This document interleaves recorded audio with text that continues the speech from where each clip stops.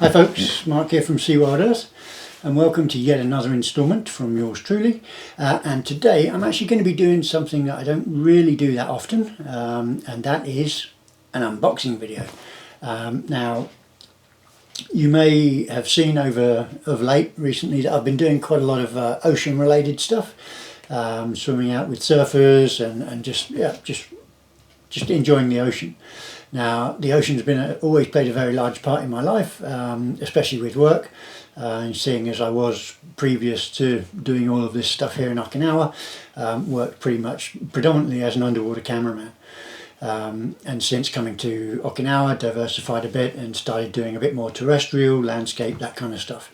But I don't miss that connection with the ocean. Well, I do to an extent, but what I want to try and do is get back doing a bit more with the ocean than I'm currently doing.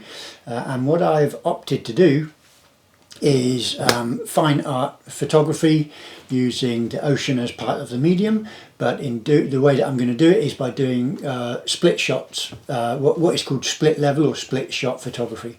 And that means that I'm going to be taking a camera and a housing into the ocean and trying to do shots or accomplish shots where you have half or part of the image is underwater. You have the fine line of the ocean with whatever form is then created by any water that may be passing through the lens or in front of the lens. Then obviously mixed with the topside vista, etc., etc. But in order to do that, you need a very specific amount of gear or certain items of gear, which I didn't have before, which hopefully, I think this is it anyway, at least 2 very large boxes arrived yesterday, and I'm about to do the unopening of those. And what do I mean by large boxes? Hold on. This is the small one. That's the small one, and if you want to get crazy, this is the big one. As you can see, it's a bit of a monster, but yeah, it's going to be fun, and we'll see exactly what we've got. Let's start with the little one.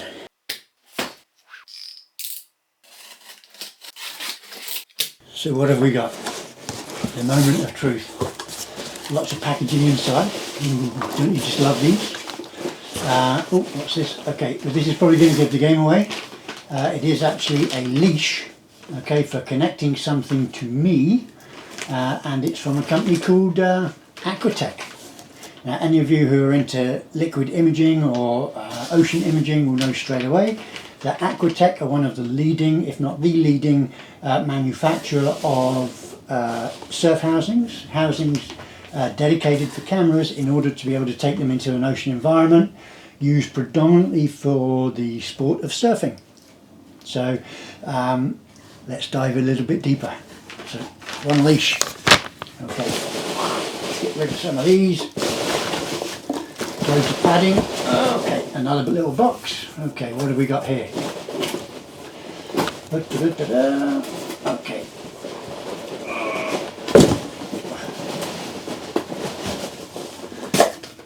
Okay. This is the PD16. Okay, and we'll go into all of the component bits in a short while. Let's just see what the main contents are.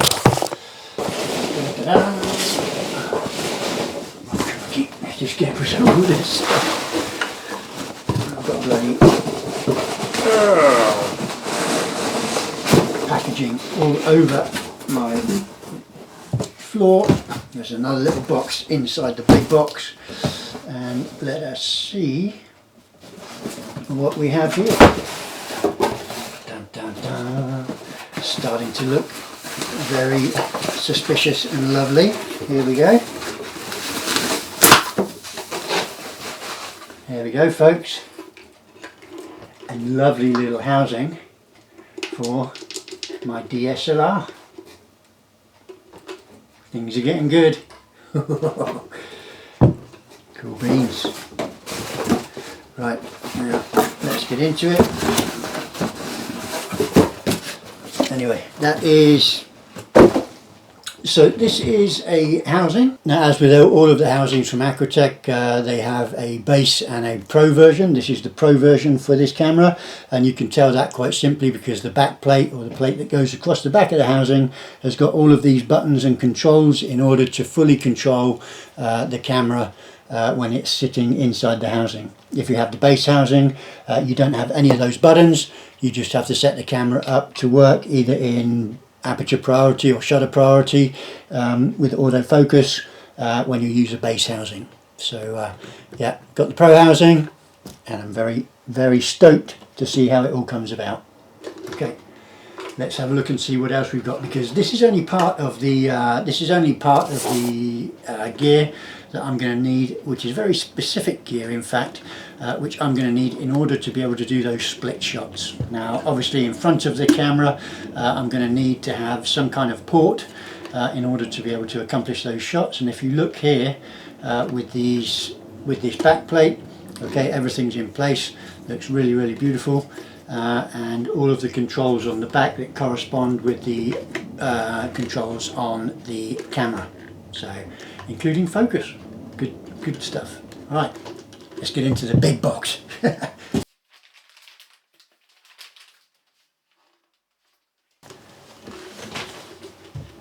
Okay. Alright, let's just put those things over there for now, because I'm going to attack the big box, and yeah, let's get into it.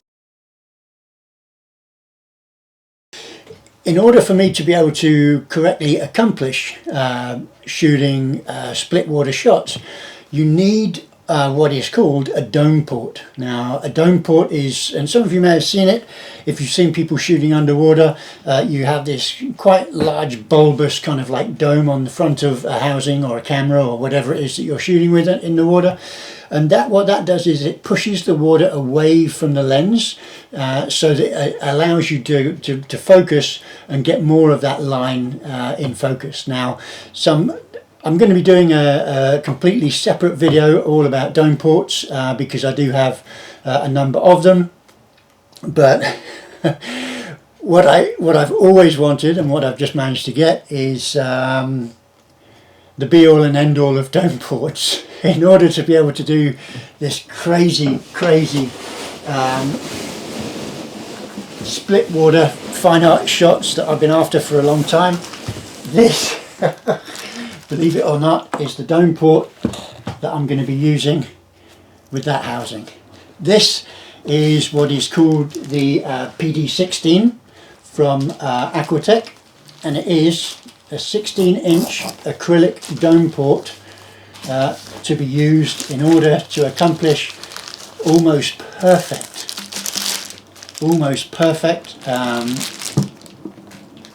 split water shots, okay, for, oh my god, I don't even want to undo it, it's crazy. So let's go ahead and take this off for now. There's a body cap for that. Undo this. This is mental. And then look at that. Look at that. That is crazy. That's absolutely nuts. This is the PD16. It is like I said, a 16-inch dome port, and you can see that just the profile of that is absolutely immense. And what that's going to do with a very super wide angle lens, it is going to allow me to push the water away from the lens, so the minimum focus of that super wide angle lens will allow me then to get a really nice water line between the below water and above water aspects. Now a good feature of this as well is all inside here it's lined with felt, and that way you don't get any reflections back from the back plate within the dome port. So I'm super looking forward to shooting with this, but it's going to be a while yet because I need to get things sorted out, and we are in the middle of winter, which means that the water is bloody cold, and I don't have a wetsuit at the moment, but rest assured, as soon as the water starts to warm up just a little bit, or if I can brave just for maybe 10 minutes or whatever the elements, I will go ahead and start to take a look at working with this project. My idea for this is to be able to shoot lifestyle shots, maybe swimming pool, and I'm even thinking to do like people, so offering a photo shoot where I accompany people to a very shallow reef or a clear water area, couple shots underwater, that kind of stuff. But really it's going to be an absolutely new chapter in my imaging voyage. It's going to allow me to incorporate the ocean, which is for me a very interesting and a very like important aspect in the environments in which I shoot. I'm going to put this on here just to stop any dust or whatever from getting inside, because I'm sure the maintenance on this thing is going to be immense. So yeah, it's going to be an incredible voyage. I hope to take you guys and girls with me. Now at the beginning, like I said, I am going to be doing very soon a video all about dome ports, all about the new equipment, but for today this was just an unboxing. So let's just recap what it is that we've got. We've got the PD16 monster. We have a cover for that, so a nice protective cover for the dome, so that just whenever I'm not using it, that will live inside this very nice soft and protective cover.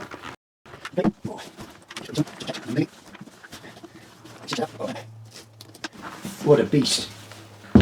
Okay, so yeah, let's put that there for now. Still see that copy, hold on. There we go. And then obviously we have the housing. So that dome port just screws directly into the housing. And the element that I mentioned before, or the first little thing that I opened up, was this, which is what is called an extension ring, and this allows me to be able to use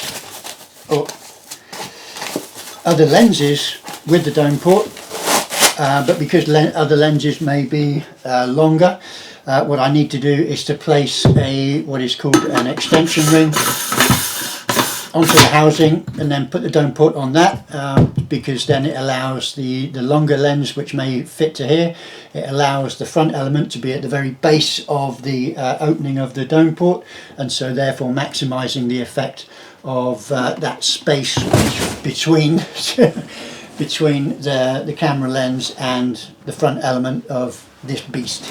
Okay, so I've got boxes and God knows what else here. So yeah, all good. Now I do also have another dome that works with this housing. This is a dome that I got from a friend of mine. This is the PD185, and it is a regular 8-inch dome that goes again with this housing. Okay,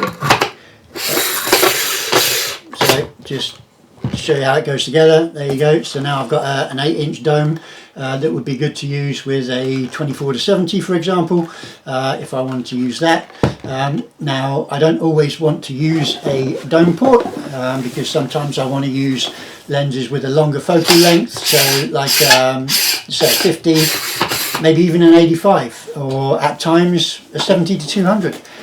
So what I would have in place of a dome port is a flat port.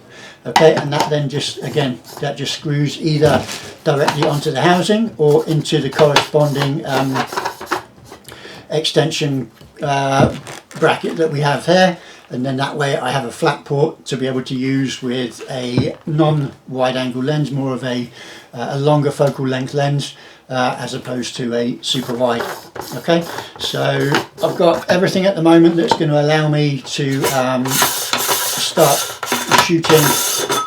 start shooting in the ocean with a vengeance. Okay, I'm just going to put this on to protect everything. There you go. So if I wanted to shoot with a little dinky 50, there you go, I've got that option there now set up.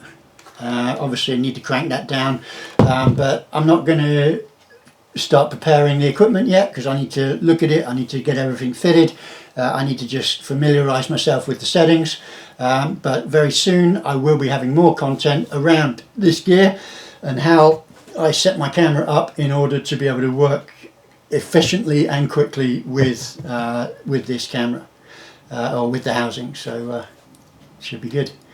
Okay guys and girls, I'm going to love you and leave you. If you haven't already, please do subscribe, hit that little notifications bell so that you'll be updated as and when there's new content available from yours truly. But until the next time, stay safe, stay happy, stay sane, and above all, you know, go out and enjoy yourself. Get out shooting. If there's any questions that you may have about the gear or what it is I intend to do, please do leave a comment below, or failing that, even jump into the community tab and leave a message there, and I will do what I can to get back to you ASAP. So between now and then, I'm going to start busying myself with getting used to all of this.